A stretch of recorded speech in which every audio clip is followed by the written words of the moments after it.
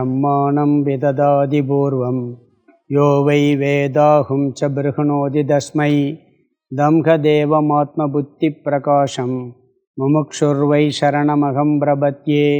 ओं नमो ब्रह्मादिभ्यो ब्रह्मविद्या सम्प्रदायकर्तृभ्यो वंशऋषिभ्यो महत्यो नमो गुरुभ्यः। सर्वोपप्लवरहितः प्रज्ञानगणः प्रत्यगर्तो ब्रह्मैवाहमस्मि। ओं ब्रह्मानन्दं परमसुखदं केवलं ज्ञानमूर्तिं त्वन्त्वातीतं गगनशत्रुशं तत्त्वमस्यादिलक्ष्यम् एकं नित्यं विमलमजलं सर्वदी साक्षिभूतं भावातीतं त्रिगुणरहितं सद्गुरुं तं नमामि। गुरुर्ब्रह्मा गुरुर्विष्णु गुरुर्देवो महेश्वरः गुरु साक्षात् परं ब्रह्म तस्मै श्री गुरवे नमः। முதல் ஸ்லோகம் 20வது ஸ்லோகம் படிக்கணும். ஸ்ரீஹரிம் பரமானந்தம் உபதேஷ்டாரமீஸ்வரம் வியாபகம் சர்வலோகானாம் காரணம் தம் நமாம்யகம். ஸ்லோகம் 20.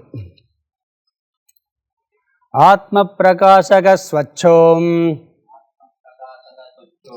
தேகஸ்தாமச உச்யதே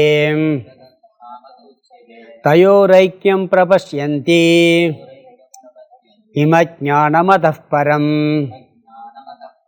ஆத்மா பிரகாசக ஸ்வச்சோம் தேகஸ்தாமச உச்யதே தயோரைக்யம் பிரபஷ்யந்தி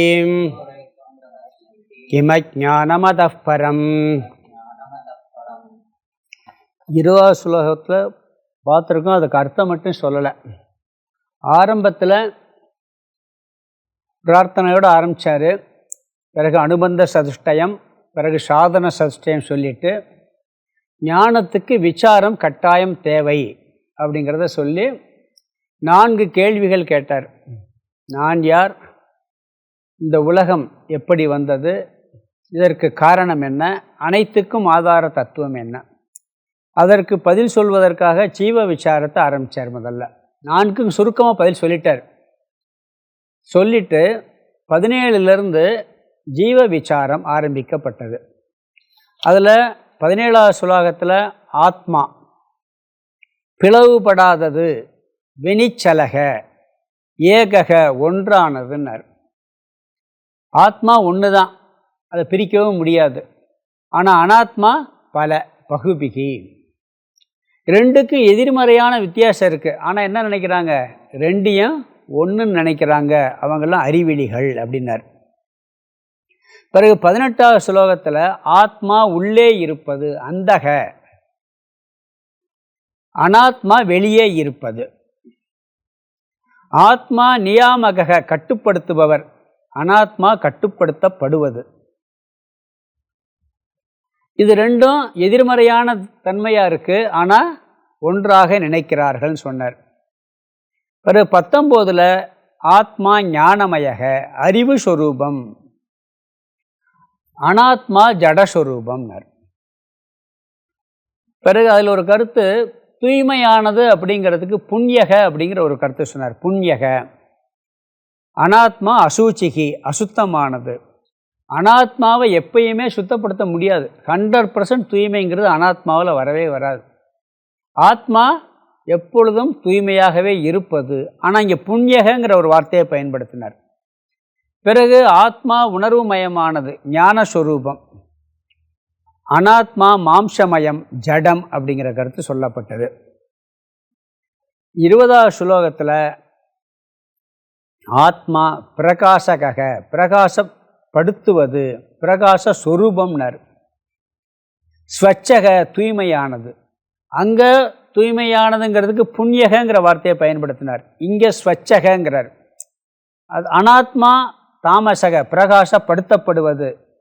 அனாத்மா ஆத்மா பிரகாசப்படுத்துவது, அனாத்மா பிரகாசப்படுத்தப்படுவது. என்ன வித்தியாசம் சொன்னால், இந்த ஸ்வச்சக அப்படிங்கிறதுக்கு, அதாவது அசுத்தம் ஆகாததுன்னு அர்த்தம். அங்கே புண்ணியகன்னா தூய்மையானது மட்டும் சொன்னார். இங்கே ஸ்வச்சகன்னு சொல்லும் பொழுது ஆத்மாவை அசுத்தப்படுத்த முடியாது. சூரிய ஒளியில் நல்லது நடக்கலாம், கெட்டது நடக்கலாம், சூரியனை போய் பாதிக்காது. சூரிய ஒளி கங்கையிலையும் படும், சாக்கடையிலையும் படும். சாக்கடையும் பிரகாசப்படுத்தும், கங்கையும் பிரகாசப்படுத்தும். கங்கையினுடைய தூய்மையும் சூரிய ஒளியை பாதிக்காது, சாக்கடையினுடைய அசுத்தமும் பாதிக்காது. அது மாதிரி எந்த விதமான பாதிப்புக்கும் உட்படாதது, அசுத்தப்படுத்த முடியாதது ஆத்மா அப்படின்னு சொன்னார். சென்ற ஸ்லோகத்தில் இதெல்லாம் பார்த்தோம். காற்று கூட பார்த்தீங்கன்னா வாயு எல்லாம் வியாபிச்சிருந்துன்னு சொன்னால் அங்கே ஒரு அசுத்தம் இருந்து அந்த வாயுவில் எல்லாம் பரவி இருக்கும். அனாத்மா எங்கும் நிறைந்திருந்தாலும் கூட அதை எதனாலும் அசுத்தப்படுத்த முடியாது அப்படின்னு பார்த்தோம். எப்பயுமே ஒன்று ஒன்றோடு சேர்ந்தால் அதனுடைய தன்மை அதுக்கு போகும். அனாத்மாவோ அசுத்தமானது, இதுவோ ஜடமானது.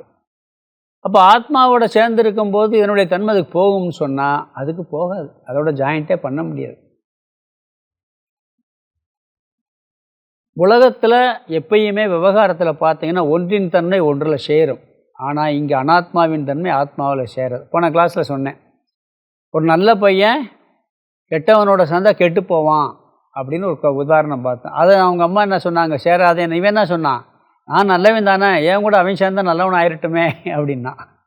விவேகானந்தர் ராமகிருஷ்ணர் சொல்வார், இது எப்பயுமே இந்த மாதிரி ஒரு இது இருக்குது, ஒன்றோட ஒன்று சேரும்போது அதனுடைய தன்மை இதுக்கு வரும். இந்த இன்னொரு ஆங்கிளில் ஒரு பையன் நாயை கள்ளக்கொண்டி அடித்தான்.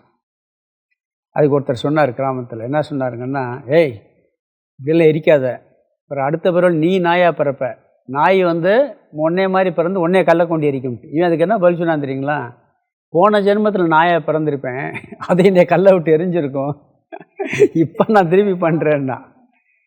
எதுக்குன்னா நல்லவன் கெட்டவனோட சேர்ந்தா நல்லவனாகவும் மாறலாம், கெட்டவன உல்டாவுக்காக சொல்கிறாரு. அப்படி இந்த ஆத்மா என்றைக்கும் அசுத்தப்படுத்த முடியாதது, அனாத்மா அசுத்தமாகவே இருப்பது. இதை போன கிளாஸில் பார்த்து முடித்தோம். அனாத்மா பிரகாசப்படுத்தப்படுவது. அனாத்மா ஜடம் எதையுமே இது பண்ணாது, பிரகாசப்படுத்தாது. ஆனால் ஆத்மா இருக்கிறதுனால தான் இந்த உடம்பே தெரியுது. உள்ள ஆத்ம தத்துவம் இல்லைன்னு சொன்னால் அந்த ஆத்ம தத்துவனுடைய பிரகாசம் இல்லைன்னு இந்த உடல் என்ன ஆகுது, உடல் இருக்கிறதே போயிடும், கொஞ்ச நாள் அழிஞ்சு போயிடும். எவ்வளோ நாளைக்கு வச்சுருக்க முடியுது அதுன்னு சொல்லிடுவாங்க. இந்த ஆத்மா உணர்வு தத்துவம் வெளியே போயிடுச்சின்னு சொன்னால் இருக்காது. அது இருக்கிறதுனால தான் இது இருக்குது, இது இருக்கிறதுனால அது இருக்கிறது இல்லை. அதனால் என்ன சொல்கிறாருன்னு சொன்னால், இது ரெண்டுக்கும் வித்தியாசம் இருக்குது. தயோரைக்கியம் பிரபஷ்யந்தி கிம ஞானமதப்பரம். எதிரெதிரான தன்மை உள்ள இரண்டையும் ஒன்றாக பார்ப்பதை விட அறியாமை வேறு என்ன இருக்கிறது அப்படின்னு சொல்லி இந்த ஸ்லோகத்துக்கு அர்த்தம் பார்த்துட்டோம். இதனுடைய ஸ்லோகத்துக்கு இது விளக்கம் பார்த்துட்டோம், அர்த்தம் பார்க்கணும். ஸ்லோகம் சொல்கிறேன் பாருங்கள். ஆத்மா பிரகாசக ஸ்வச்சோ. ஆத்மா, ஆத்மாவானது பிரகாசக, பிரகாசப்படுத்துவது, எல்லாவற்றையும் ஒளிர்விப்பது. ஆத்மாவின் தன்மையில்தான் எல்லாம் இருக்கின்றது. ஸ்வச்சக, தூய்மையானது, அதாவது அசுத்தப்படுத்த முடியாததுன்னு அர்த்தம். அங்கே புண்ணியகன்னாரு, அது வெறும் தூய்மையானது மட்டும். இதுக்கு அசுத்தப்படுத்த முடியாததுன்னு அர்த்தம். தேகக, அடுத்த வரி. தேககன்னா அதே முதல் வரியில் ரெண்டாவது பகுதி. இந்த உடலானது தாமசக, பிரகாசப்படுத்தப்படுவது, இருள்மயமானதுன்னு அர்த்தம். உச்சியதே, சொல்லப்படுகின்றது என்று சொல்லப்படுகின்றது. ரெண்டாவது வரி எப்பயும் போலதான். தயோரைக்கியம் பிரபஷ்யந்தி கிம ஞானமத பரம். ஆத்மாவானது பிரகாசப்படுத்துவது, தூய்மையானது. இந்த உடலானது பிரகாசப்படுத்தப்படுவது என்று சொல்லப்படுகிறது. அடுத்த வரி, இந்த இரண்டிற்கும் ஒன்றான தன்மையே பார்க்கின்றார்கள். இதற்கு மேல் அறியாமை எங்கே என்ன இருக்கிறது. பூனையும் புலியும் ஒன்றா பார்த்தா எப்படி, ரெண்டும் ஒன்றுன்னு சொல்கிறது மாதிரி இது. அது மாதிரி ரெண்டையும் ஒன்றாக பார்க்கிறார்கள். இதுதான் அறியாமைன்னு சொன்னார். அடுத்து 21வது ஸ்லோகம் பார்க்கணும், படிக்கலாம். ஆத்மா நித்யோஹி சத்ரூபோம் தேகோ அனித்யோஹிய சன்மயக தயோரைக்கியம் பிரபஸ்யந்தீம் கிமஜ்ஞானமதः பரம் ஆத்மா நித்யோ ஹி சத்ரூபோ தேகோ அனித்யோ ஹ்ய சன்மயः தயோரைக்கியம் பிரபஸ்யந்தீம் கிமஜ்ஞானமதः பரம். இங்கே ஒரு முக்கியமான கருத்து, ஆத்மா நித்தியம் சத்ஸ்வரூபம், அனாத்மா அனித்தியம் அசத்ஸ்வரூபம். வேதாந்தத்தை ஒரே வரியில் சொல்லணும்னா இதான். வேதாந்தம் முழுசாக என்ன சொல்லணும், ஒரே வரியில் சொல்லுங்கன்னா ஆத்மா சத்தியம் அனாத்மா மித்தியான்னு சொல்லுவோம். அந்த கருத்தை இங்கே சொல்கிறேன். முழு வேதாந்தமே இதுதான். இன்னும் சொல்லணும்னா அகம் சத்தியம், நான் சத்தியம், அவ்வளோதான். இதுதான் வேதாந்தத்தினுடைய சாரம். இதை இங்கே இந்த முதல் வரியில் சொல்லியிருக்கிறார். ஆத்மா நித்யோகி சத்ரூபக, ஆத்மா அழிவற்றது, எப்பொழுதும் இருப்பது, இருத்தல் என்ற தன்மை எப்பொழுதும் இருக்கிறது. நித்திய சத்ரூபகங்கிறார். ஆத்மாவாகிய நான் நித்தியமானவன், அழியாதவன், சத்ஸ்வரூபமானவன். என்னை சார்ந்துள்ள இந்த உடலோ அனித்தியமானது, வந்து போகக்கூடியது, அழியக்கூடியது. அதனால் அது இருந்தாலும் இல்லாததற்கு சமம். அதாவது இந்த உடம்பு பார்த்தீங்கன்னா சின்ன வயசில் நம்மளுக்கு உணர்வு விஷயம், நம்ம ஞாபக சக்தி இருக்கிறது வரைக்கும் பார்த்தா 5 வயசுக்கு பிறகு நம்மளுக்கு ஞாபகம் வரும். சில பேருக்கு 3 வயசில் இருந்தெல்லாம் கூட ஞாபகம் இருக்கும். நல்லா தெரியுது, நான் சின்ன குட்டி பையனாக இருந்தேன், குட்டி ஆளாக இருந்தேன், அப்போ சின்ன சின்ன விளையாட்டுலாம் விளையாண்டுக்கிட்டு இருந்தேன். அப்போ உள்ள மனசெல்லாம் வேறு. எதுக்காக? சின்ன பொம்மைக்கெல்லாம் சண்டை போட்டு அழுவோம். அந்த மனசு, அந்த வயசு, அந்த உடம்பு நான் பார்த்துருக்கேன். ஆனால் இப்போ இருக்கா? ஒன்று கூட இல்லை. அந்த உடம்பு பூரா மாறிடுச்சு. அந்த மனசாவது இப்போ இருக்கா? இல்லை. மனசும் மாறிடுச்சு, உடம்பும் மாறிடுச்சு. அது நித்தியமாக இல்லை, மாறிக்கிட்டே இருக்கு. ஆனால் அதை பார்க்குற ஒரு ஆள் நித்தியமாக இருந்தால்தான் நான் அப்போ இப்படி இருந்தேன், இப்போ இப்படி இருக்கிறேன்னு சொல்ல முடியும். இல்லாட்டி சொல்ல முடியுமா? இந்த ரூமில் ஒரு ஆள் காலையிலேருந்து சாயந்தரம் வரைக்கும் ஒரு ஆள் தொடர்ச்சியாக இருந்தால்தான் காலையில் எத்தனை பேர் வந்தாங்க, மதியம் எத்தனை பேர் வந்தாங்க, எத்தனை பேர் வந்துட்டு போனாங்க, எத்தனை பேர் உட்காந்துருந்தாங்க, எத்தனை பேர் பார்த்துட்டு போயிட்டாங்கன்னு ஒரு ஆள் இருந்தால்தான் சொல்ல முடியும். மாறாமல் ஒரு ஆள் இருக்கணும். இவர் வெளியே போயிட்டு வந்தார்னா சொல்ல முடியாது. அது மாதிரி இந்த உடம்பில் நான் ஆத்மாங்கிற ஒரு உயிர் தத்துவம், அது எல்லாவற்றையும் அறிகிறது. நான் எப்படியெல்லாம் இருந்தேன் அப்படிங்கிறது அறியுது. வாலிபனாக எப்படி இருந்தேன், சிறு வயசில் எப்படி இருந்தேன், அப்போ என் மனசு எப்படி இருந்துச்சு, இப்போ என் மனசு எப்படி இருக்குது. இப்போ கூட சொல்லுவோம், காலையில் இருந்த மனசு இப்போ இல்லை. காலையில் மனசு குதூகலமாக இருந்துச்சு, இப்போ சோகமாக இருக்குது. சொல்கிறோமா இல்லைங்களா? அப்போ அந்த மனசு மாறுவதையும் உடல் மாறுவதையும் பார்க்கின்ற ஒருவன் மாறாமல் இருக்கின்றான். அவன் நித்தியமாக இருந்தால்தான் மாறுகின்ற தத்துவத்தை பார்க்க முடியும். ஆகவே நான் சத்தியம், நான் மாறாதவன், இவையெல்லாம் மாறுபவை. தேகோ அனித்யோ ஹ்ய சன்மயக. நம்ம உடல் அழிவதை நாம் பார்க்குறதில்ல. பார்க்குறோமா? பார்க்குறதில்ல. ஆனால் உண்மையிலே பார்க்குறோமா? நம்மளுக்கு தெரியலை. இறந்த பிறகு நம்ம வீட்டில் நிலப்படியில் உட்காந்து பார்த்துக்கிட்டு இருப்போம். ஸோ அப்படி ஒரு கருத்து சொல்கிறாங்க. இந்த 16ஆவது நாள் பண்ணுறாங்க பார்த்தீங்களா, அது வரைக்கும் அந்த ஆத்மா அங்கேயே இருக்குமா. அப்படி ஒரு கருத்து இருக்குது. அப்போ அந்த உடம்பை என்ன பண்ணுறாங்க? உண்மையிலே நம்ம சொந்தக்காரங்களாம் அழுகிறாங்களா, அழுகலையா, அப்படி சொல்லியிருக்கு. ஆனால் நம்ம என்ன பண்ணுறோம்? மற்ற உடல் அழிகிறத பார்க்குறோம். அப்போ என்ன நினைக்கிறேன்? இந்த உடலும் மாறுறத பார்த்தாலும் அழியும் அப்படிங்கிறதும் தெரியுது. இன்னொன்று சொல்கிறோம், நாம் எப்பயுமே பார்த்திங்கன்னா இந்த உடல் அழிஞ்சாலும் கூட ஆத்மா அழிகிறது இல்லைங்கிறது நம்முடைய பேச்சு வழக்கிலே இருக்குது. அவன் போயிட்டான்னு சொல்லுவோம், அவன் உடலை விட்டு போயிட்டான்னு சொல்லுவோம். அப்படி தானே சொல்கிறான், கிளம்பிட்டார், இங்கே இல்லை இப்போ. அப்போ என்ன அர்த்தம்? எங்கேயோ போயிட்டார். இல்லைன்னு சொல்கிறதில்ல. அவர் அழிஞ்சிட்டாருன்னு சொல்கிறோமா? அவர் அழிந்து விட்டார்னு சொல்கிறதில்ல. என்ன சொல்கிறோம்? இறந்தா அவர் போயிட்டாருன்னு சொல்கிறோம். அழிஞ்சு விட்டார்னு சொல்கிறோமா? அப்போ எங்கேயோ போயிட்டார் அவர். அப்போ இருக்குன்னு தானே சொல்கிறோம்.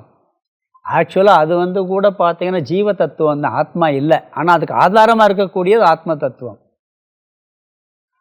ஆனால் இந்த உடம்பு அழிகிறத நாம் எல்லாருமே பார்க்குறோம், கம்ப்ளீட்டாக பார்த்துக்கிட்டு இருக்கோம். அப்போ இந்த உடம்பு நித்தியமாக இல்லை. உடம்பு மட்டுமல்ல, இந்த உலகத்தில் நாம் பார்த்து கொண்டிருக்கின்ற அனைத்துமே நித்தியமானதாக இல்லவே இல்லை. நான் நிறைய தடவை சொல்லியிருக்கேன், இந்த வகுப்பு இதே மாதிரி உட்காந்து இதே பாடம் இதே வார்த்தைகள் இப்படி என்னைக்காவது இனிமேல் வருமா? இதே பாடத்தை இதே மாதிரி எடுத்தால் கூட இதே வார்த்தைகள் வருமானு சொல்ல முடியாது. உட்காந்துருக்க இடம் கூட மாறும், டைம் மாறும், காலம் மாறிடும் ஒன்று. அப்போ இந்த செகண்டோட இந்த நிகழ்ச்சி முடிஞ்சு போச்சு. ஒரு செகண்டில் முடிஞ்ச நிகழ்ச்சி அடுத்து என்றைக்குமே வராது. எத்தனை கல்ப வருஷம் ஆனாலும் வரும், அதில் வேற கல்பத்தில் அது வேறு மாதிரி இருக்குங்கிறாங்க.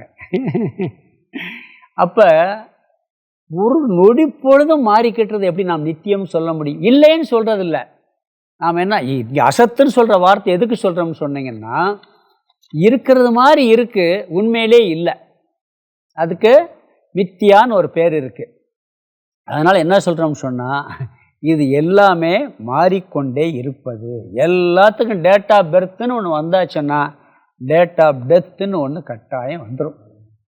அது எதுவாக இருந்தாலும் சரி, சூரியனாக இருக்கட்டும், கிரகங்களாக இருக்கட்டும், நட்சத்திரங்களாக இருக்கட்டும், எல்லாத்துக்கும் என்ன இருக்குது? டேட் ஆஃப் பர்த்து உண்டு, நட்சத்திரங்களுக்கு உண்டு. இன்றைக்கி நாம் பார்த்துக்கிட்டு இருக்க நட்சத்திரங்களில் எத்தனையோ நட்சத்திரங்கள் உண்மையிலே இல்லைங்கிறாங்க, அழிஞ்சு போச்சான். ஆனால் லைட் வேவ்ஸ் இருக்குது பார்த்தீங்களா, அது வந்துக்கிட்டு இருக்கு, அதனால் இருக்கிற மாதிரி தெரியுதுங்கிறாங்க. சூரியன் அது மாதிரி எல்லாத்துக்கும் அழிவு உண்டு. ஆகவே நாம் பார்க்கப்படுகின்ற அனைத்தும் அனித்தியம், மித்தியா. இங்கே அசத்துங்கிற வார்த்தையை பயன்படுத்துகிறார். அசத்துனா இல்லைங்கிற அர்த்தம் இல்லை, இருக்கிறது மாதிரி இருக்குது, உண்மையில் இல்லை. ஆத்மா நித்தியம், அனாத்மா அனித்தியம். இது அந்த கருத்தினுடைய சாரம். சுலோகத்துக்கு அர்த்தம் பார்த்துடலாம், எளிமையான சுலோகம் தான். இதுக்கு விளக்கம் பேசுகிறா இருந்தால் வேதாந்தத்துடைய சாரமே இதுதான், நிறைய விரிவாக பார்க்கலாம். பின்னாடி என்னுடைய விளக்கம் வருது, அதனால் அங்கே பார்த்துக்கிறோம்ட்டு சுருக்கமாக சொல்லியிருக்கேன். ஆத்மா நித்யோகி சத்ரூபோ. ஆத்மாவானது நித்தியக அழிவற்றது, நித்தியமானது. சத்ரூபோகி அது அழியாமல் நித்தியமாக இருக்கிறனால அதுக்கு சத்வஸ்துன்னு பேர். அது எப்பொழுதும் இருத்தல் என்ற தன்மையை வைத்து கொண்டே இருக்கிறது, நித்தியமாக இருக்கின்றது. சத்ரூபோன்னு இருக்கு. சத்ரூபோகின்னா இருத்தல் என்ற தன்மை நித்தியமாக இருக்கின்றது. அடுத்து தேகோ அனித்யோ. தேகக இந்த உடலானது அனித்யக அழியக்கூடியது. அசன்மயக அசத்வஸ்து. அசத்னா இல்லாதது. அடுத்த வார்த்தை தயோரைக்கியம் பிரபஷ்யந்தி கிமஜான மதப்பரம்ங்கிறது இதுக்கு முன்னாடி வார்த்தை தான். இந்த இரண்டிற்கும் ஒன்றான தன்மையை பார்க்கின்றார்கள். இதற்கு மேல் அஜ்ஞானம் என்ன இருக்கிறது? ஒன்று நிலையா இருக்குது, நிலையா இல்லை. ரெண்டையும் ஒன்றா சொன்னால் எப்படி அர்த்தம்? சொல்ல முடியாது. உடல் அழிஞ்சிக்கிட்டே இருக்குது, ஆத்மா அழியாமல் இருக்குது. ரெண்டும் ஒன்றுன்னு எப்படி சொல்ல முடியும்? அப்படி ரெண்டையும் ஒன்றா பார்த்தா அதை விட அறியாமை வேறு என்ன இருக்கிறது அப்படின்ட்டாரு. அடுத்த ஸ்லோகம் படிக்கலாம். ஆத்மனஸ்தத் பிரகாசத்வம் யத் பதார்த்தாவபாஷணம் நாக்ஞாதி திவத்தித்தீம் பவத் யாந்த்யம் யதோ நிஷி.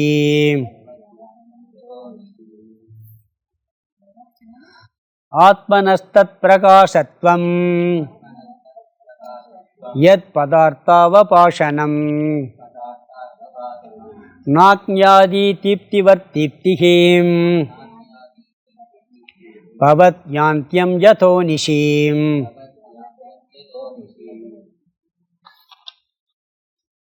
இங்கே இந்த ஸ்லோகம் 20 ஒரு வார்த்தை சொன்னார், ஆத்மா பிரகாஷக அப்படின்னு. அதற்கு விளக்கம் தான் இந்த ஸ்லோகம். ஆத்மாவினுடைய பிரகாசத்தன்மை அது எல்லாவற்றையும் பிரகாசப்படுத்துகிறதுன்னு சொன்னார். இங்கே என்ன சொல்கிறாருன்னா, ஆத்மனக தத் பிரகாசத்துவம் யத் பதார்த்த அவபாஷணம். முதல் வரி. எந்த பிரகாசம் பொருள்களையெல்லாம் விளக்குகின்றதோ அதுதான் ஆத்மாவினுடைய பிரகாசம். இதே முதல் வரிக்கு அர்த்தம். அதாவது இதற்கு உதாரணமாக வெளிச்சத்தை இங்கே சொல்கிறார். ஆத்மாவினுடைய பிரகாசம்தான் மற்ற அனைத்தையும் விளக்கி கொண்டிருக்கின்றது. உதாரணம் வெளிச்சம் சொல்லி, ஆனால் அந்த வெளிச்சத்தை போல கிடையாதுங்கிறார். வெளிச்சத்தை சொல்லி என்ன பண்ணுறாரு? வெளிச்சத்தையும் உதாரணத்துக்கு வெளிச்சம் சொல்கிறமே ஒளி நீ வெளிச்சம் மாதிரி ஆத்மான்னு எடுத்துக்கிறாத அப்படிங்கிறார். பொதுவாக ஆத்ம பிரகாசத்துக்கு ஒரு உதாரணம் சொல்லணும்னா வெளிச்சத்தை சொல்லுவாங்க. 1000 கோடி சூரிய பிரகாசம் உடையவள் அந்த பராசக்தி அப்படிம்பாங்க. 1000 கோடி சூரிய என்ன, அதாவது ரொம்ப பிரகாசமாக இருக்கான், எல்லாத்தையும் பிரகாசப்படுத்த சொல்கிறதுக்கு வேறு வார்த்தை இல்லாமல் 1000 கோடி பிரகாசம் உடையவன் அந்த கடவுள் அப்படிலாம் சொல்கிறது உண்டு. 1000 கோடி சூரிய பிரகாசம்னு சொல்லுவாங்க. ஒரு சூரியனே தாங்க முடியலை, 1000 கோடி சூரியத்தோடு வந்தால் நம்ம நிற்க முடியுமா? அம்பாலாம் வந்தா அப்படி சொல்கிறாங்க அப்படி. ஆனால் உண்மையிலேயே அந்த ஆத்மாவையோ பிரம்மனையோ அதற்கு உதாரணமாக ஒன்றை கூட சொல்ல முடியாது. தனக்கு ஓமை இல்லாதான் தாழ் சேர்ந்தார்க்கு அல்லால் மனக்கவலை மாற்றல் அரிதுங்கிறார். இப்போ சிங்கம் போல வீரம் உடையவன் சொன்னால் இவன் வீரத்துக்கு சிங்கத்துக்கு ஈக்குவலான வீரம் இருக்குன்னு சொல்லலாம். அதனுடைய அந்த இதுக்கு ஈக்குவலாக ஒன்று இருந்த ஓமை அல்ல, அதோட பெருசாக இருந்தால் சொல்லலாம். ஆத்மாவுக்கு இணையாகவோ பிரம்மனுக்கு இணையாகவோ வேறு எந்த வஸ்துவுமே இல்லை, சொல்ல முடியாது. விளக்குவதற்காக வெளிச்சம் எப்படி எல்லா பொருள்களையும் பிரகாசப்படுத்துகிறதோ, வெளிச்சம் இல்லாட்டி இருட்டு இருந்தால் தெரியுமா? எந்த பொருளாக தெரியுமா? தெரியாது. அது மாதிரி ஆத்மாவினால தான் எல்லா பொருளும் தெரியுது, இருக்கிறதே ஆத்ம பிரகாசத்தினால தான் அப்படின்னு உதாரணத்துக்கு சொல்கிறோம். ஆனால் அந்த வெளிச்சம் போல நினைச்சிடாத அப்படிங்கிறார். அதுக்கு அடுத்த வார்த்தை சொல்கிறார் பாருங்க. ந அக்ஞாதி தீப்திவத் தீப்திகி பவத் ஞாந்தியம் யதோ நிஷி. அக்னி முதலிய வெளிச்சம் போல் இந்த ஆத்ம வெளிச்சம் அல்ல. காரணம், இந்த வெளிச்சத்திற்கு இருள் வந்தால் ஒரு முடிவு வருகின்றது அப்படிங்கிறார். இதற்கு ஒரு முடிவு உண்டு, ஆத்ம பிரகாசத்துக்கு முடிவு இல்லை. என்னதே நீங்கள் அக்னியிலையோ ஒரு லைட்டோ போட்டிங்கன்னா அதுக்கு ஒரு காலம் உண்டு. அதுக்கப்புறம் என்ன ஆகும்? அது அணைஞ்சு போயிடும். முடிஞ்சிருந்தா இல்லைங்களா? அதுக்கப்புறம் வெளிச்சம் வருமா? வராது. சூரியன் முதல் கொண்டு நட்சத்திரங்கள் முதல் கொண்டு ஒரு விஷயம் என்னன்னா, அதுக்கும் ஆத்மாவுக்கு என்ன வித்தியாசம்னா, இருளை அது என்றைக்கும் பிரகாசப்படுத்தாது. என்ன விஷயம் அது? இருளை பிரகாசப்படுத்துமா? சூரியன் என்னைக்காவது இருளை பார்த்துருக்குமா? இருள் எப்படி இருக்குன்னு அதுக்கு தெரியுமா? அப்போ இருள் எப்படி இருக்குங்கிறது சூரியனுக்கு தெரியுமா? தெரியாது. நட்சத்திரங்களுக்கு தெரியுமா? தெரியாது. அப்போ இருளையே அறியாத ஒன்று அது. ஆனால் நாம் என்ன பண்ணுறோம்? இருளையும் அறிகின்றோம், ஒளியையும் அறிகின்றோம். அப்போ யார் பெரியாள்?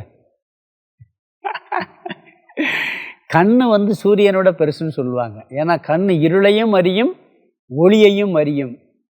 கண்ணுக்கு கடவுள் சூரியன் தான். ஆனால் இருந்தாலும் கூட கண் இருளை அறியும். ஆனால் சூரியன் நினைக்கா இருளை அறியுமா? அறியாது.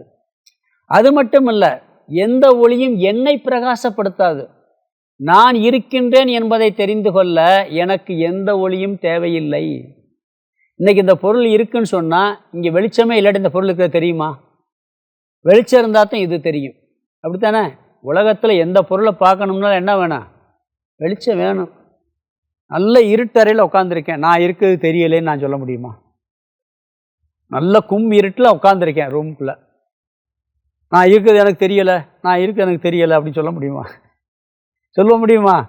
நான் இருக்க எனக்கு தெரியுதா இல்லையா? அப்போ என்னை பிரகாசப்படுத்துவது யார்? சூரிய ஒளி அல்ல, விளக்கொளி அல்ல, நட்சத்திர ஒளி அல்ல, அக்னி ஒளியும் அல்ல. மற்ற அனைத்து ஒளிகளும் வேறு பொருளை பிரகாசப்படுத்தும், என்னை பிரகாசப்படுத்தாது. ஆகவே அந்த வெளிச்சம் போல் இந்த ஆத்மா அல்ல. இருளையும் பிரகாசப்படுத்தாது, நான் இருளையும் பிரகாசப்படுத்துகின்றேன். புரியுதா?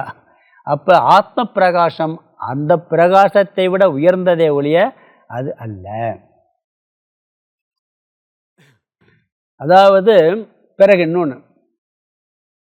ஆத்மாவுக்கு ஒளி தருவது அதனுடைய சுபாவம் இல்லை. சூரியன் ஆத்மா எப்பயுமே அது பிரகாச சொரூபம். சூரியன் எப்படின்னா ஒளி குறைஞ்சிக்கிட்டே வரும். சொல்கிறாங்களா இல்லையா? இன்னும் ஒரு 200 கோடி வருஷத்துக்கு பிறகு சூரியன் வந்து டம்மி ஆயிருங்கிறாங்க. அந்த ஒளி லைட்டெல்லாம் குறைஞ்சி போயிடும் சொல்கிறான். ஏதோ 200 கோடி வருஷம் 300 கோடி கணக்கு சொல்கிறான். அப்படித்தான் இன்றைக்கி நட்சத்திரங்கள் ஒளியை இழந்து அழிஞ்ச நட்சத்திரங்கள் உண்டு.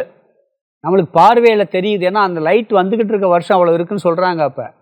அப்போ சார்ஜ் குறைஞ்சிக்கிட்டே இருக்குது. அதில் அது ஒரு கர்மமாக நடந்துக்கிட்டு இருக்கு. ஆத்ம பிரகாசம் கர்மமாக நடைவதில்லை. இது என்றைக்கும் இதனுடைய லைட் குறையிறது கிடையாது. இதெல்லாம் எப்படின்னா பேட்டரி சார்ஜ் குறைஞ்ச மாதிரி எல்லாம் சூரியன் முதல் கொண்டு இந்த சாதாரண இப்போ ஒரு லைட் இருக்குது, எத்தனை வருஷம் இருக்குது? புரியுறதா இல்லைங்களா? விளக்கு எவ்வளோ நேரம் எரியும்? அப்படி அனைத்து ஒளிகளுக்கும் கால வரையறை உண்டு. அதனுடைய சார்ஜ் குறையும், பேட்டரி குறையிற மாதிரி சார்ஜ் குறைஞ்சிருது. ஆனால் ஆத்மாவின் பிரகாசம் குறைவதில்லை. ரயில் நிற்குதுன்னு சொல்கிறான். ஏன் சொல்கிறான்?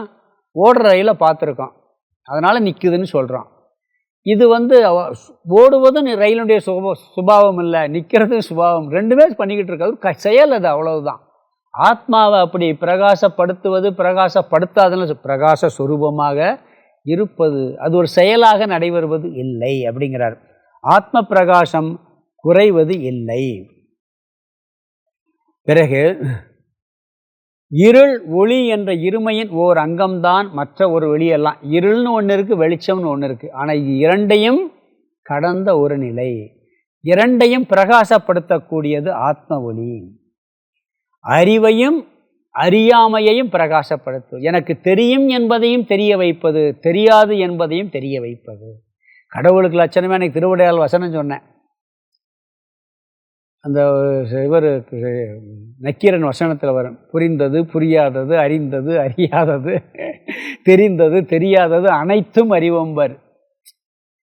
அது கடவுள் தத்துவம்.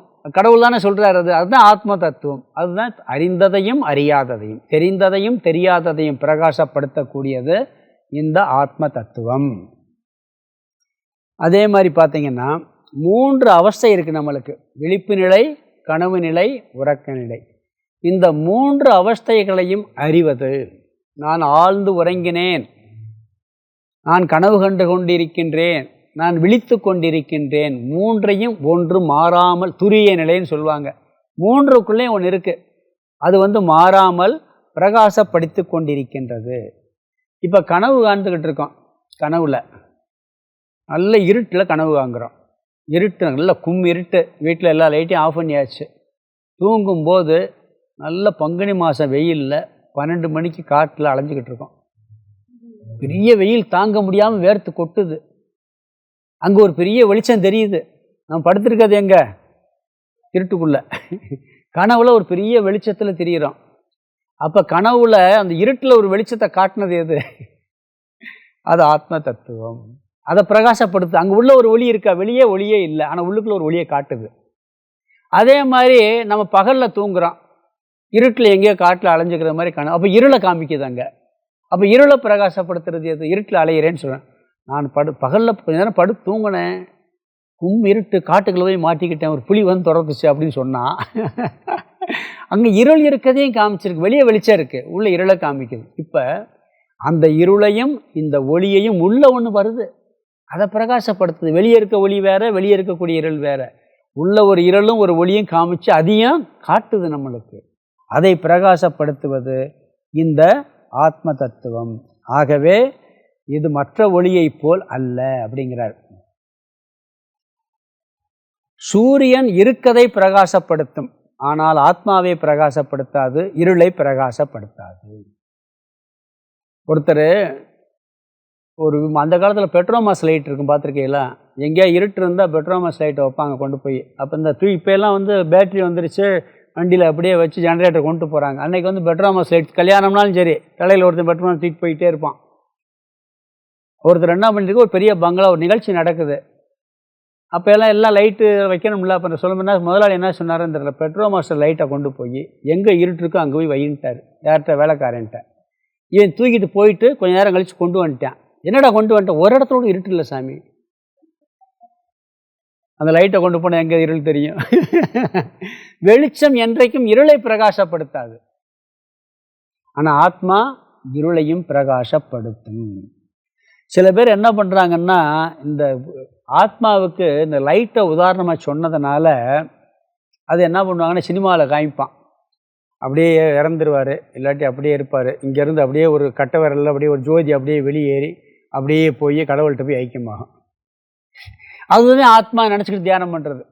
கண்ணை மூடி உனக்கு நெத்தியில் ஒளிவட்டம் தெரியுதான்னு பாரு அப்படிங்கிறது.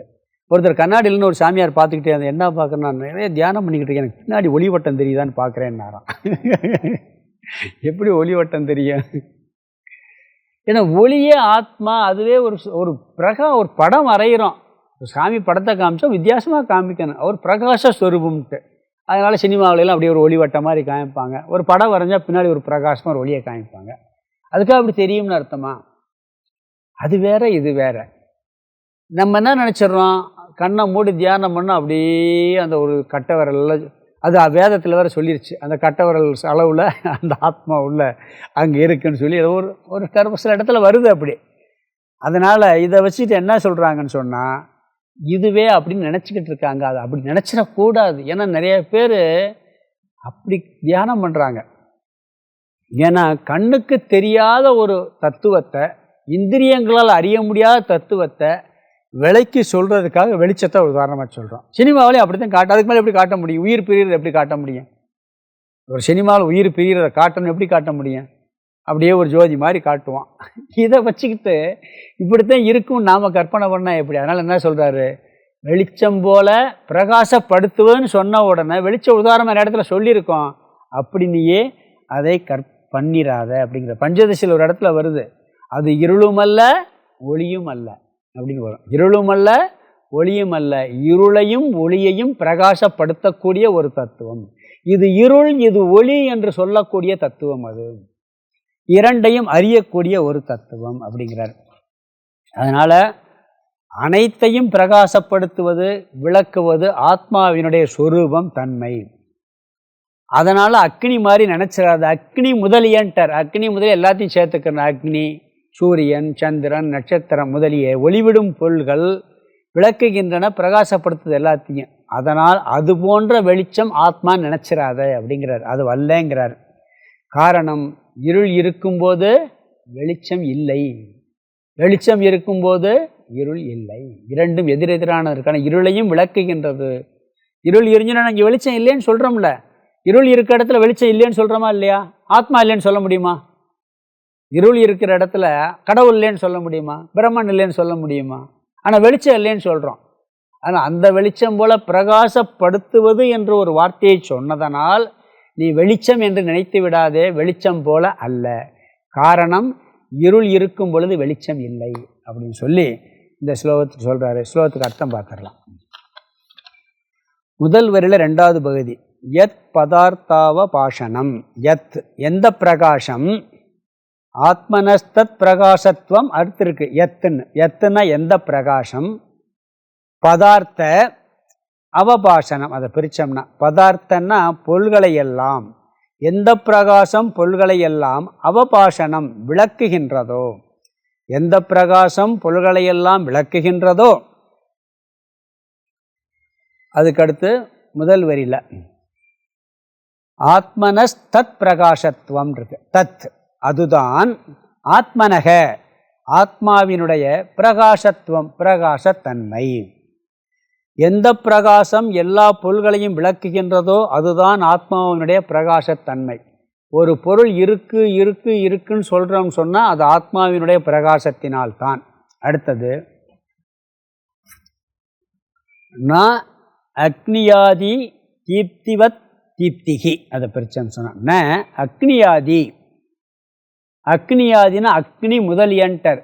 பொதுவாக வெளிச்சத்தை கொடுக்கறது அக்னி, முதலியன்னா எல்லாம் வெளிச்சத்தை எது கொடுக்க எல்லாத்தையும் சேர்த்துக்கணும். அக்னியாதி, அக்னி, சூரியன், சந்திரன், நட்சத்திரம், மின்னல் என்ன வேணாலும் சொல்லிக்கிறலாம். ஆதின்ட்டார். தீப்திவத்து. தீப்திவத்து, தீப்திவத்துனா வெளிச்சம் போல. ந தீப்திகி, இந்த முதல்ல நாங்கிறதையும் கடைசியில் இருக்க தீப்தி சேர்த்துக்கிறணும். ந தீப்திகி, ஆத்மாங்கிறதையும் சேர்த்துக்க. ஆத்ம வெளிச்சம் அல்ல, வெளிச்சம் போல ஆத்ம வெளிச்சம் அல்ல. காரணம், காரணம்னு பிராக்கெட்டில் போட்டு, காரணம் பவத்யாந்த்யம் யதோ நிஷிகி. யதோ அதை எதற்கு, நிஷிகின்னா இருளில், அதற்கு இருளில், பவத் ஆந்தியம், பவத் ஆந்தியம்னா முடிவு ஏற்படுகின்றது. அதற்கு இருளில், இந்த லைட் வெளிச்சத்துக்கு இருளில் முடிவு வந்துடுதுங்கிறார். இருள் வந்துச்சுன்னா வெளிச்சம் இருக்கிறது இல்லை. இருளில் வெளிச்சம் இல்லைன்னு தானே சொல்கிறோம், ஆத்மா இல்லைன்னு சொல்ல முடியுமா? அதனால் இருளில் அதற்கு முடிவு ஏற்படுகின்றது. எந்த பிரகாசம் பொருள்களையெல்லாம் விளக்குகின்றதோ அதுதான் ஆத்மாவினுடைய பிரகாசத்தன்மை. அக்னி முதலிய வெளிச்சம் போல அந்த வெளிச்சம் அல்ல. காரணம், அதற்கு இருளில் முடிவு ஏற்படுகின்றது. அடுத்து 23வது ஸ்லோகம் படிக்கலாம். இந்த ஸ்லோகத்தோட இந்த கருத்து முடியுது, இந்த ஆத்ம தத்துவம். அடுத்து இதே ஆத்ம தத்துவம் வந்து 40 வரைக்கும் இருக்குது, அது வேறு கோணத்தில் சொல்ல போகிறார். தேகோ அகமித்யம் மூடோம் திருத்வா திருஷ்டத் யகோ ஜனக மமாயமித்யபி ஞாத்வாம் கடத்ரஷ்டேவ சர்வதாம். தேகோ அகமித்யம் மூடோம் திருத்வா திஷ்டத்யகோ ஜனக மமாயமித்யபி ஞாத்வாம் கடத்ருஷ்டேவ சர்வதாம்.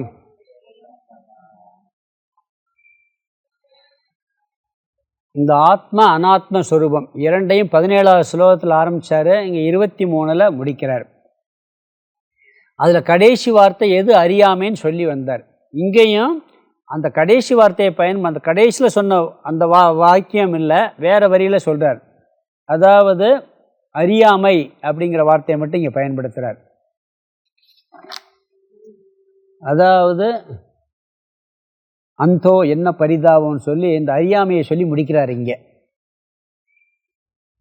இங்கே என்ன சொல்கிறாருன்னா, எப்படி இந்த உடலை ஒரு ஜீவன் நான் என்று நினைக்கின்றான் அப்படிங்கிறதுக்கு ஒரு உதாரணத்தை வச்சு சொல்லி, இப்படியெல்லாம் நினைக்கிறது எவ்வளோ பெரிய முட்டாள்தனம் அப்படிங்கிறத சொல்கிறார். அவர்கள் அறிவில்லாத மனிதர்கள்ங்கிறார். இந்த 2வது வரி கடைசி வரியில் கட திருஷ்டேவ சர்வதா, அதுக்கு உதாரணத்தை இங்கே சொல்கிறார். 2வது வரி கடைசி பகுதி, கட திருஷ்டேவ சர்வதா, அதாவது எப்பொழுதும் பானையை பார்த்து கொண்டிருப்பதை போல, எப்பொழுதும் பானையை என்னுடையது என்று பார்த்து கொண்டிருப்பது போக அப்படிங்கிறார். இதில் உடலை நான் என்று எவ்வாறு நினைக்கிறார்கள் அப்படிங்கிறதுக்கு இந்த உதாரணத்தை சொல்கிறார். பானையை பார்க்கும்போது, உதாரணத்துக்கு பானை என்ன சொல்கிறோம், இந்த பானை என்னுடைய பானை அப்படின்னு சொல்கிறோமா இல்லையா? சொல்கிறோம். அது மாதிரி நீங்கள் எந்த பொருளை பார்த்தாலும் உங்கள்கிட்ட இருக்க பொருளை எல்லாத்தையுமே என்னுடையதுன்னு நாம் சொல்கிறோம். ஆனால் பானையை நான் சொல்கிறோமான்னு கேட்குறாரு. பானை என்னுடையதுன்னு சொல்கிறோம், ஆனால் பானையை நான் நீ சொல்கிறியா? நான் நினைக்கிறதும் இல்லை, நான் சொல்கிறதும் இல்லை. நமக்கு உரிய எந்த பொருளாக இருந்தாலும் சரி தான், பானையாக இருக்கட்டும், சொத்து, வீடு, நிலம், குழந்தைகள், என்னுடைய குழந்தை, என்னுடைய பையன், என்னுடைய மகள், என்னுடைய கணவர், என்னுடைய மனைவி, என்னுடைய அப்பா, என்னுடைய தாத்தா, அப்படி எதெல்லாம் நாம் நமக்கு உரியதெல்லாம் சொல்கிறோமோ அதெல்லாம் என்னுடையதுங்கிற வார்த்தையை பயன்படுத்துகிறோம். ஆனால் நான்கிற வார்த்தையை பயன்படுத்துகிறோமா? பயன்படுத்துகிறதே இல்லையே. அங்கே மட்டும் எல்லா மனுஷன் நான் சொல்கிறது இல்லையே அப்படிங்கிறாரு. வெளியில் என்னுடையதுன்னெலாம் பார்த்து எதெல்லாம் சொல்கிறையோ அதை நீ நான் மட்டும் சொல்கிறதே இல்லையே. இது உண்மை தானே? மாடை கூட என்னுடைய மாடுங்கிறான், மாடு நான் சொல்லிடுவோமா? சொல்கிறது இல்லை. அதனால் என்ன சொல்கிறாரு? ஆனால் என்ன சொல்கிறோமா, 2வது வரியில் பாருங்கள், முதல் பகுதி 2வது வரியிலே முதல் பகுதியில் மம அயம் இத்யதி ஞாத்வா, இது இந்த உடல் என்னுடையது என்று இவ்விதம் தெரிந்தாலும் கூட, முதல் வரியில் முதல் பகுதியில் சொல்கிறார், தேகக அகம் இதி அயம் மூடக ஜனக, இந்த உடல்தான் என்று மூட மனிதர்கள் என்ன சொல்கிறார்? திருத்வா திருஷ்டதி அகோ, அதாவது உறுதியாக நிற்கிறார்கள், அந்தோ பரிதாபங்கிறார்.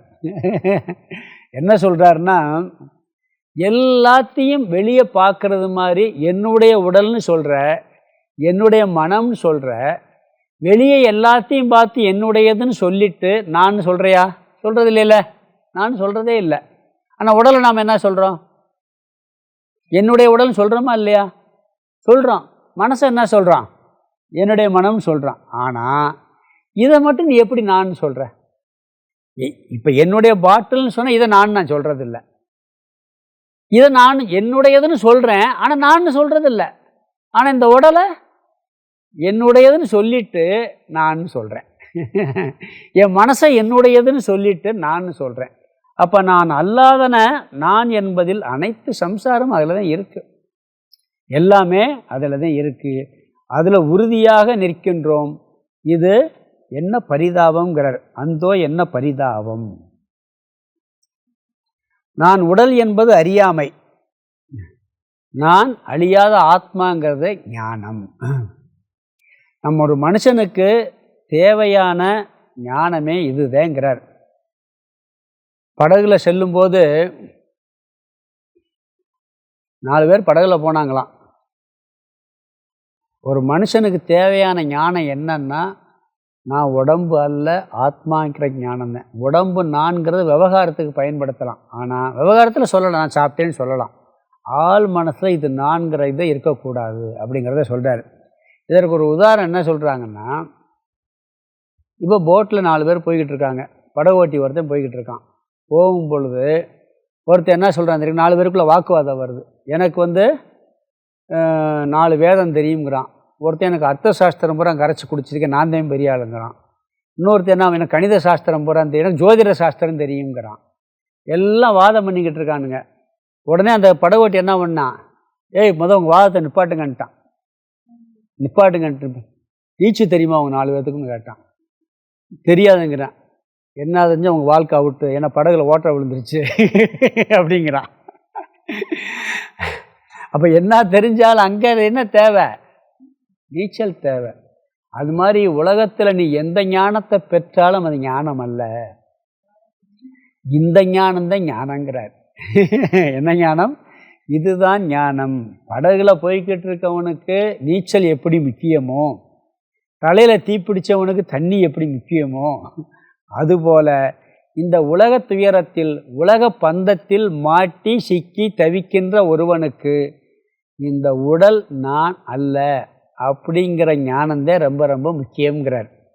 அதனால் உதாரணம் என்ன சொல்லிட்டாருன்னு சொன்னால், நீ பானை எதெல்லாம் என்னுடையதுன்னு சொல்கிறியோ அதை நான் சொல்ல மாட்டேங்கிறியே, இதையும் நீ என்னுடையதுன்னு தானே சொல்கிற, அதை மட்டும் நீ நான் சொல்கிறியே, இதை விட ஒரு முட்டாள்தனம் ஏதாவது இருக்க முடியுமா? அந்தோ பரிதாபங்கிறார்.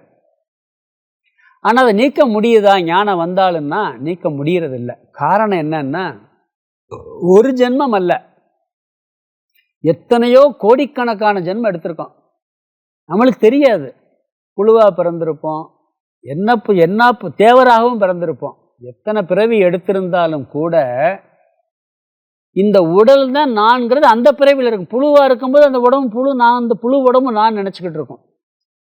தேவராக இருக்கும்போது தேவர் உடம்பு நான் நினச்சிக்கிட்டு இருக்கோம். இந்த உடல் மேலேயே நான் என்ற அபிமானம் கோடானு கோடி ஜென்மங்களாக வந்ததுனால என்னதான் ஞானம் வந்தாலும் இந்த உடல் நான் அல்லங்கிறது விற்க மாட்டேங்குது, போயிடுது. அது என்ன, அது திருப்பி அதை சிந்தனை பண்ணி நிலைநிறுத்த வேண்டியது இருக்குது.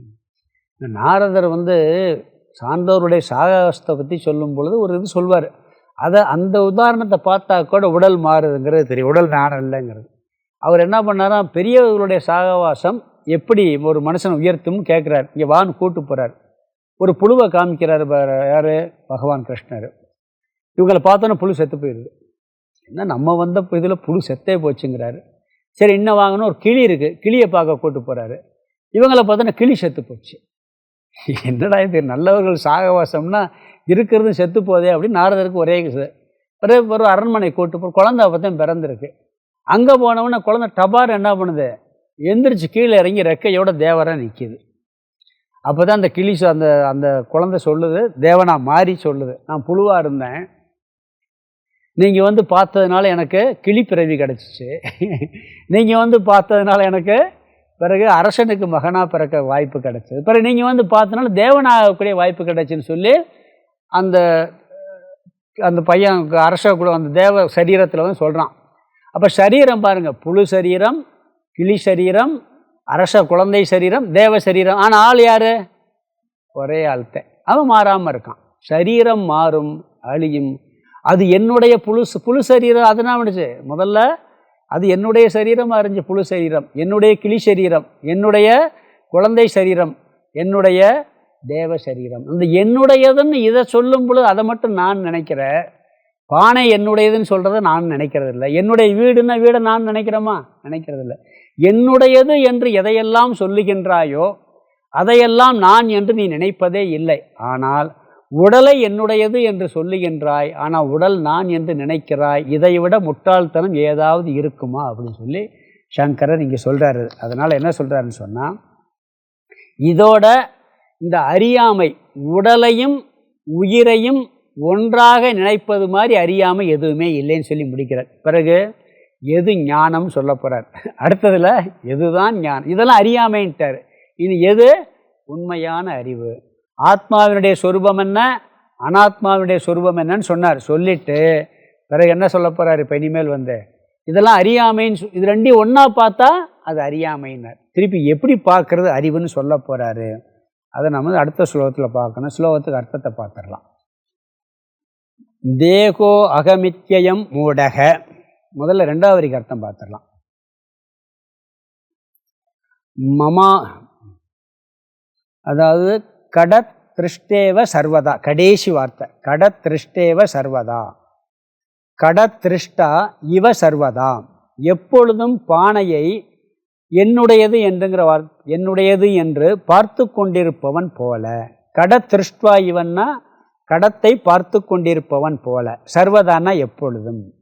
எப்பொழுதும் பானையை என்னுடையது என்றுங்கிற வார்த்தையை சேர்த்துக்க, என்னுடையது என்று பார்த்து கொண்டிருப்பவன் போல. மம அயம், அந்த ரெண்டாவதுல முதல் வார்த்தை மம அயம், இந்த உடல், இதை இந்த உடலை என்னுடையது என்று, மமன்னா என்னுடையது, அயம்னா இதை இந்த உடலை என்னுடையது என்று, இத்தியாதி ஞாத்வா, இத்தியாதி ஞாத்வானா இவ்விதம் தெரிந்தும் கூட. முதல் வரி, முதல் வரியில் தேகோ அகமித்யம் மூடகன் இருக்கு. மூடக, அது அதே வரியில் கடைசி வார்த்தை ஜனகன் இருக்கு. மூடக ஜனக, மூடக ஜனகன்னா அறிவில்லாத மனிதர்கள், அதாவது உண்மையை புரிந்து கொள்ளாத மனிதர்கள். முதல் வார்த்தை தேகக அகம் இதி, அகம் இதி அயம், அதை பிரிக்கணும். தேகோ அகமித்யம் அப்படின்னு இருக்கு. தேகக அகம் இதி அயம், அதை பிரிக்கணும். தேகக அகம் இதி அயம். அகம் இதி அயம்னா இந்த உடல்தான் நான் என்று, அந்த கொள்கையில் இந்த உடல்தான் நான் என்று திருத்வா உறுதியாக, திருத்வான்னா உறுதியாக, திஷ்டதி, திஷ்டதி அகோ, அதை பிரிக்கணும். திஷ்டதி அகோன்னு பிரிக்கணும். திஷ்டதி நிற்கின்றார்கள், இந்த உடல்தான் நான் என்று உறுதியாக நிற்கின்றார்கள். அகோன்னா அந்தோ, என்ன பரிதாபங்கிறார். மூட ஜனகன்ட்டறிங்க, இப்படி நினைக்கிறது மூடர்கள். இந்த உடலை நான் என்று நினைப்பது மூடர்கள். இதுக்கு முன்னாடியெல்லாம் ஆத்மா வேற அனாத்மா வேற எதிரான தன்மையாக இருக்குது, ரெண்டி ஒன்றா நினைக்கிறது அஞ்ஞானம்னார். இங்கே என்ன பண்ணிட்டார்? இந்த உடலை நான் என்று நினைப்பது மூடர்கள் அப்படிங்கிறத சொல்லிட்டார். அடுத்த ஸ்லோகம் படிக்கலாம். இதோட இந்த விசாரம் முடியுது, அதனால் இதோட முடிச்சுக்கிடலாம். நான் இதுவரைக்கும் பார்த்ததனுடைய சாரத்தை சொல்கிறேன். அதாவது முதல்ல பிரார்த்தனை ஸ்லோகம் சொன்னார். அதில் இஷ்ட தெய்வம், பரம்பொருள் எல்லாத்துக்கும் சேர்த்து, ஈஸ்வரன் குரு எல்லாத்துக்கும் சேர்த்து ஒரு பிரார்த்தனையாக வச்சார். பிறகு அறிமுகம், அனுபந்த, சதுஷ்டயம். அதில் யாருக்காக அப்படின்னு சொல்லும் பொழுது சத்புருஷர்களுக்காகன்னார். அந்த சத்புருஷர்கள்ங்கிறதுக்கு சாதன சௌஷ்டே சம்பத்தி உடையவர்கள் அப்படிங்கிற கருத்தை சொன்னார். அது 3லிருந்து 10 வரைக்கும் அதிகாரித்துவம், விவேகம், வைராக்கியம், சமதமாதி முதலான 6 குணங்கள், முமுட்சுத்துவம். இந்த 4 குணம் யாருக்கு இருக்கோ அவனுக்காக இந்த சாரத்தை சொல்லுகிறேன்னார். சரி, இந்த ஞானத்தை எப்படி அடைய முடியும்னா, நீ தியானம் பண்ணியோ இல்லை ஜபம் பண்ணியோ வேறு சாதனை பண்ணியெல்லாம் அடைய முடியாது. அதெல்லாம் பக்குவத்தை கொடுக்கும், தகுதியை கொடுக்கும். விசாரம்தான் தேவை. இருளை போக்க ஒளி எப்படி தேவையோ இந்த ஞானத்திற்கு விசாரம்தான் தேவை. அது குரு சாஸ்திரத்தின் மூலமாக விசாரம்தான் தேவைன்னு 11வது ஸ்லோகத்தில் சொன்னார். பிறகு விசாரம் எப்படி செய்ய வேண்டும் அப்படிங்கிறத சொன்னார். விசாரம் எப்படி செய்ய வேண்டுங்கும்போது அதற்கு கேள்வி பதில் ரூபத்தில் விசாரம் செய்யணும். அப்போ நான் யார் அப்படிங்கிற ஒரு கேள்வி, இந்த உலகம் எப்படி வந்தது, இந்த உலகம் இப்படி இருக்க காரணம் என்ன, இவை எல்லாவற்றிற்கும் ஆதார தத்துவம் என்ன. ஒருத்தர்கிட்ட போய் ஒரு குருட்ட போய் இந்த 4 கேள்வியைத்தான் கேட்கணும். நீங்கள் யார், நீங்கள் எந்த ஊர், உங்களுக்கு வயசு என்னாச்சு, உங்கள் அப்பா அம்மா யார், இந்த விவரமெல்லாம் கேட்க வேண்டியதில்லை. குருட்ட கேட்க வேண்டிய கேள்வி இந்த 4 கேள்வியை கேட்டு விசாரம் பையன்னு சொல்லி பிறகு சீவ விசாரம் பண்ணார். அந்த சீவ விசாரம் ஸ்லோகம் 17லேருந்து 40 வரைக்கும் வருது. இதில் இந்த 23 வரைக்கும் ஒரு தத்துவம் ஒரு பிரிவாக சொல்லியிருக்கார். அடுத்து 24லேருந்து இதே கருத்தை வேறு ஆங்கிளில் சொல்ல போகிறாரு. இந்த 23 வரைக்கும் என்ன சொன்னார்னா, ஆத்மா அனாத்மா இது ரெண்டுக்கு உள்ள பண்புகளை சொல்லிட்டு வந்தார். ஆத்மாவுடைய தன்மை என்ன, அனாத்மாவுடைய தன்மை என்ன. ஆத்மா 17வது ஸ்லோகத்தில் வினிச்சலக பிளவுபடாதது. அனாத்மா பகுபிகி, அதான் பலவாக இருப்பது. ஆத்மா ஒன்றானதுன்னாரு. பிறகு அந்தக பாக்கியக, கட்டுப்படுத்துபவர் கட்டுப்படுத்தப்படுவது. அறிவு சுரூபம் சடஸ்வரூபம், தூய்மையானது அசுத்தமானது, பிரகாசப்படுத்துவது பிரகாசப்படுத்தப்படுத்துவது, அசுத்தப்படுத்த முடியாதது ஆத்மா, அழியாதது ஆத்மா, அழிவது அனாத்மா, சத்ஸ்வரூபம் ஆத்மா, அசத்ஸ்வரூபம் அனாத்மா, மற்ற எல்லாவற்றையும் விளக்குவது பிரகாசப்படுத்துவது, ஆனால் ஒளி போல அல்ல அப்படின்னு சொல்லி போன ஸ்லோகத்தில் சொன்னார்.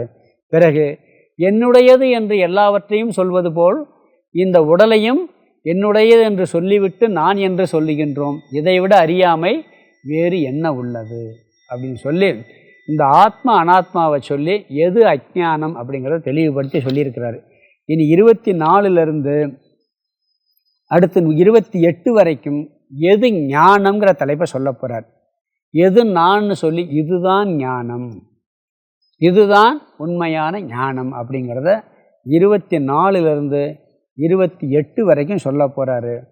இந்த நான்கிற விஷயந்தான் முக்கியமான வார்த்தை. நம்ம வாழ்க்கையில் அதிகமாக பயன்படுத்துகிற வார்த்தை எது? நான்கிற வார்த்தை. அதை இதுக்கு முன்னாடி உள்ள ஸ்லோகத்தில் என்ன சொல்லிட்டாரு, என்னுடையதுங்கிறத நீ நான் சொல்லிக்கிட்டு இருக்க, அது தப்பாக சொல்லிக்கிட்டு இருக்கேன்னு சொல்லிட்டாரு. நாம் அதிகமாக பயன்படுத்துகிற வார்த்தையும் நான் தான், அதிகமாக புரிஞ்சுக்கிறாத வார்த்தையும் நான் தான். நம்ம வாழ்க்கையில் நான்கிற வார்த்தையை பயன்படுத்தாமல் இருக்கவே முடியாது. ஆனால் அதை சரியாக புரிஞ்சுக்கிறாத ஒரு வார்த்தை எதுன்னா அந்த நான்கிற வார்த்தை தான். எதை அதிகமாக யூஸ் பண்ணுறோமோ அந்த வார்த்தையினுடைய உண்மையான பொருளை நம்ம புரிஞ்சுக்கிறல. அதனால் அடுத்து என்ன சொல்ல போகிற, இந்த நான் என்பதற்கு தெளிவான விளக்கத்தை சொல்லி இந்த நான் என்பதை எப்படி புரிந்து கொள்ள வேண்டும் சொல்லி அதை இந்த ரூபத்தில் எந்த இடத்துல எப்படி புரிஞ்சுக்கிறேன்னு சொல்கிறார். நம்ம விவகாரத்தில் எப்படி புரிஞ்சுக்கிறோன்னா ஞானம் வந்தால் எப்படி புரிஞ்சுக்கணும்னு சொல்லி அப்படி புரிஞ்சுக்கிட்டால் அதுதான் ஞானம் என்று சொல்ல போகிறாரு. அதை 24லேருந்து 28 வரைக்கும் வருது. அதை நம்ம அடுத்த வகுப்பில் பார்க்கலாம். ஓம் பூர்ணமத பூர்ணமிதம் பூர்ணாத் பூர்ணமுதச்யதே பூர்ணஸ்ய பூர்ணமாதாய பூர்ணமேவாவசிஷ்யதே. ஓம் சாந்தி சாந்தி சாந்தி. ஹரிஹி ஓம் ஆதிகுருநாத சுவாமிக்கு ஜெய்.